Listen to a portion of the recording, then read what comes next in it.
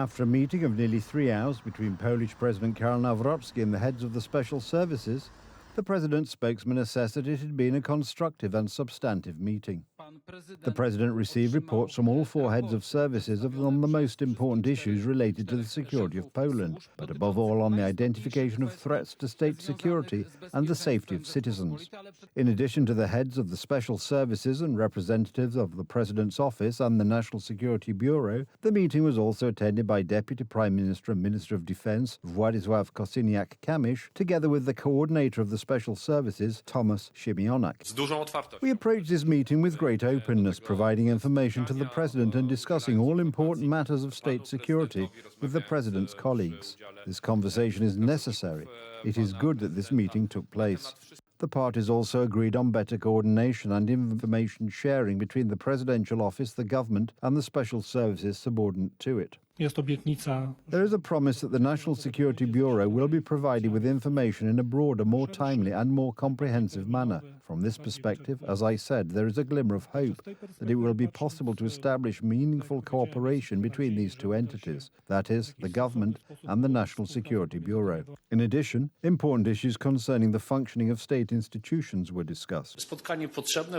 A necessary and valuable meeting. I don't want to hide the fact that at times there were differences of opinion or that the exchange was polite, but tough in some respects. The topic of personal issues related to the President's office and the National Security Bureau was raised. Here, the President clearly stated that his decisions cover all matters related to the functioning of the Office of the President of Poland and the National Security Bureau. In addition to matters related to national security, the conversation was also concerned with the clarification of matters related to the functioning of the state, including issues related to the recent presidential campaign and the action of the services in this matter. This concerns the illegal financing of the election campaign of one of President Karol Nawrocki's opponents, Rafał Trzaskowski. Here too, the President spoke with the heads of the special services, saying that this matter also needs to be clarified in the context of next year's parliamentary elections. We asked about today's meeting between the President and the heads of the secret services in the Sejm. Politicians, even if they differ in their assessment of the situation, should talk to each other and think about what is good for our country and our society, and not for the interests of individual political group. I hope that this is a step in the right direction, and that no one will ask you why you met, because this should be normal and every day. Today, just before the meeting, the Prime Minister said the following. The differences between President Nawrocki and me are fundamental. We are from the same city and we support the same football club, but we are also historians from the same university. And that's about it. It's enough to talk to each other, but it's not enough for me to say that everything is okay, because it's not okay. The government has announced that meetings such as today's will be repeated at least once every 6 months. We will see whether Prime Minister Tusk's alleged goodwill lasts that long.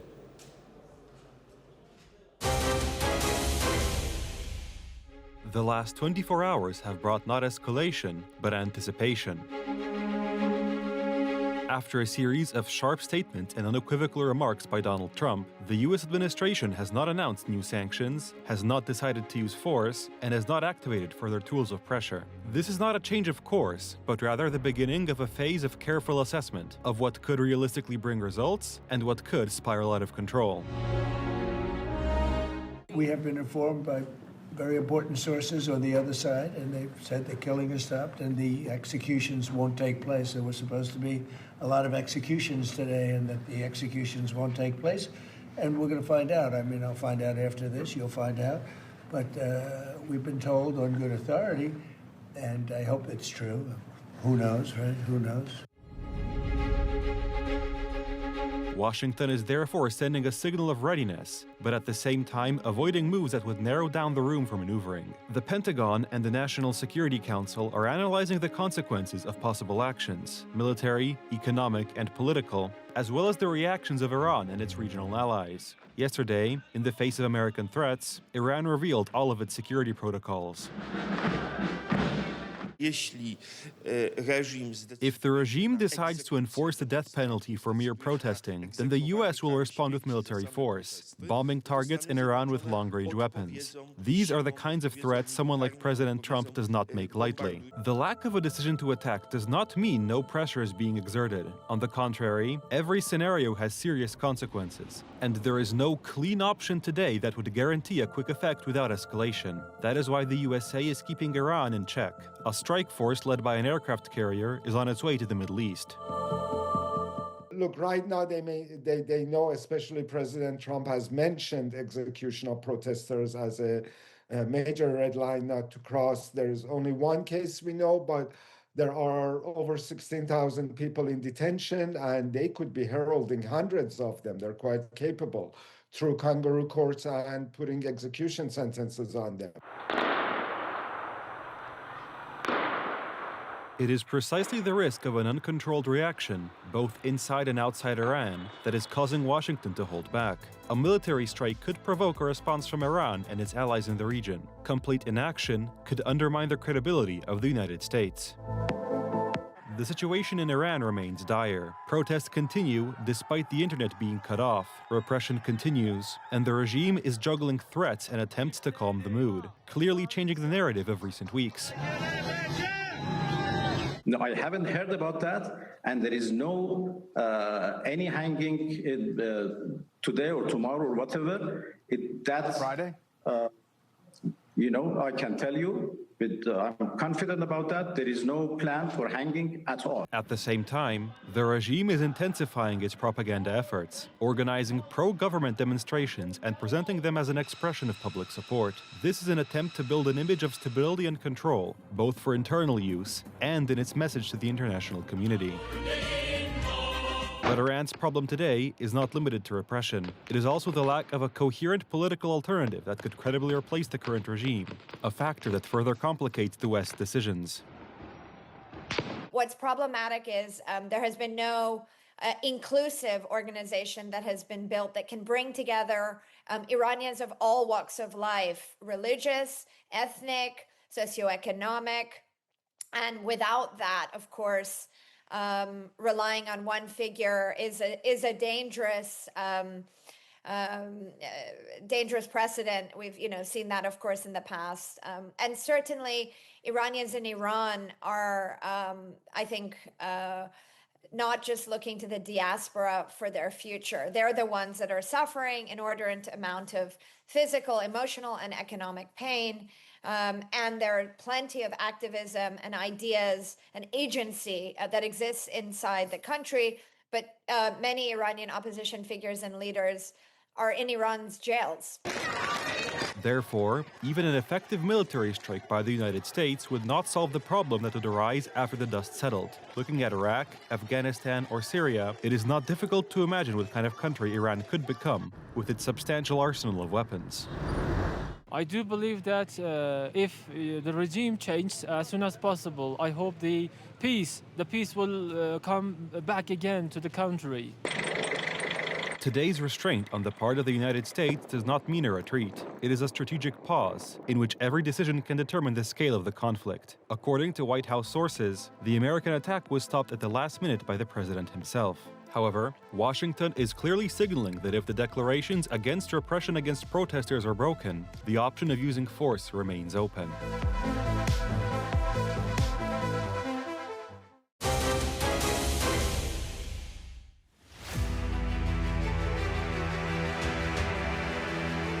There are blackouts in Kiev and other Ukrainian cities. Russian attacks on civilian and critical infrastructure have left tens of thousands of families without electricity and heat. We have no electricity, water or heating. I don't know how long we can hold out like this. The Ukrainian authorities have declared a state of emergency in the energy sector and appealed to residents to fend for themselves. Those who can are leaving the big cities and heading for the countryside, while others have to cope not only with Russian bombs falling on civilian neighborhoods, but also with the bitter cold. People are gathering in heated tents set up in the Ukrainian capital. I haven't had heating for 4 days. Everything in my house is frozen. That's why we come here. It's warmer here. The Ukrainian authorities are currently unable to repair the severely damaged energy infrastructure. Тільки Росія є джерелом цієї війни. Russia is the aggressor responsible for this war, for the attacks on ordinary people and on energy infrastructure. Every day civilians are dying as a result of Russian attacks. Russian attacks continued last night. The targets were once again power plants, heating plants and civilian neighborhoods. Ataki na infrastrukturę. Attacks on infrastructure that provide civilians with heat during the winter, attacks by Russia, are a recurring tactic of the Kremlin, which consists of attacking heating plants during the winter so that people suffer from the cold. This is a clear violation of the laws of war, a direct attack on the civilian population in order to break the Ukrainians, a state. In Ukraine, the fight against the Russian invaders continues, but there is also another brutal fight going on for power, influence and money. The country's former Prime Minister, Yulia Tymoshenko, now a staunch opponent of Volodymyr Zelensky, has found herself at the center of a corruption scandal. According to investigators, she offered financial benefits to parliamentarians in exchange for voting as she directed. Agents found large sums of money in the office of the heroine of the Orange Revolution. This is yet another Ukrainian corruption scandal during the war. It must also be said honestly and fairly that wartime is also a time of great corruption, because it is possible to organize businesses that can later yield profits. This was the case with the Mindich scandal and the escape of Zelensky's closest associate through Poland to Israel. And this, unfortunately, is part of a larger problem. The flow of money from Washington to Kiev during the Biden administration was only stopped by Donald Trump after it came to light that most of the aid was not reaching the front lines or the people most in need. Now the USA is primarily supplying military equipment. Huge amounts of money, huge amounts of military, humanitarian and medical aid have been directed to Ukraine. And unfortunately, this aid is still in the hands of the same people who had problems with integrity even before the war. Unfortunately, opportunity makes a thief. Even at the highest levels of the Ukrainian government, corruption scandals are erupting which, especially in the current situation in the country, should never have happened. And they have, even among President Zelensky's closest associates. Recently, the former head of his office has come under scrutiny by the authorities. We know that the Ukrainian Anti-Corruption Bureau was investigating President Zelensky's entourage. One of the suspects was Andriy Yermak, who was dismissed and replaced by General Budanov. And there were some changes in Kiev. The changes came very late. While it is obvious that Ukraine is a vulnerable country, which Western countries support in defending itself out of geopolitical self-interest, we must also remember that it is struggling with such problems. International support for Ukraine continues unabated. For example, MiG-29 aircraft currently serving in the Polish army will be transferred to keep Russia at bay. However, corruption scandals involving the Ukrainian elite undermine the credibility of the state, eating away at the reasons Ukrainians fight for their country. Things only become worse when such corruption goes unaddressed. The Crew Dragon capsule landed safely on the Pacific Ocean off the coast of San Diego, thanks to special parachutes. This marked the end of a more than 10-hour flight from the International Space Station. Crew 11 was a very successful mission. While this was the first time we had to return crew slightly ahead of schedule, NASA was ready. The team responded quickly and professionally, as did the teams across the agency, working closely with our commercial partners, and executed a very safe return. As I mentioned in my prepared remarks, all crew members right now are they're safe. The astronauts returned to Earth wearing black and white suits. The plan to bring all 4 Crew 11 crew members back to Earth several weeks ahead of schedule was announced on January 8th. NASA said one of the astronauts was struggling with a serious medical condition that required medical attention on Earth. This crew was in space just under 170 days. They performed a little less than 900 hours of science experiments on board. Those are hands-on science experiments. And that encompassed about 140 different experiments. They saw 5 spacecraft arrive, 3 spacecraft depart.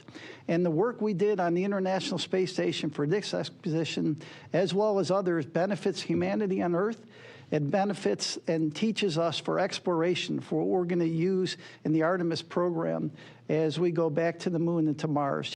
The agency did not disclose which of the 4 crew members had a health problem. The nature of the problem was also not described, citing privacy concerns. On board the International Space Station, but we don't have the complete amount of hardware that I would have in the emergency department, for example, to complete a workup of a patient. And in this particular incident, that the medical incident was sufficient enough that we were concerned about the astronaut, that we would like to complete that workup. And the best way to complete that workup. This is the first time NASA has interrupted a mission of the International Space Station crew due to the sudden deterioration of an astronaut's health. Crew 12 is currently scheduled to launch as soon as mid-February.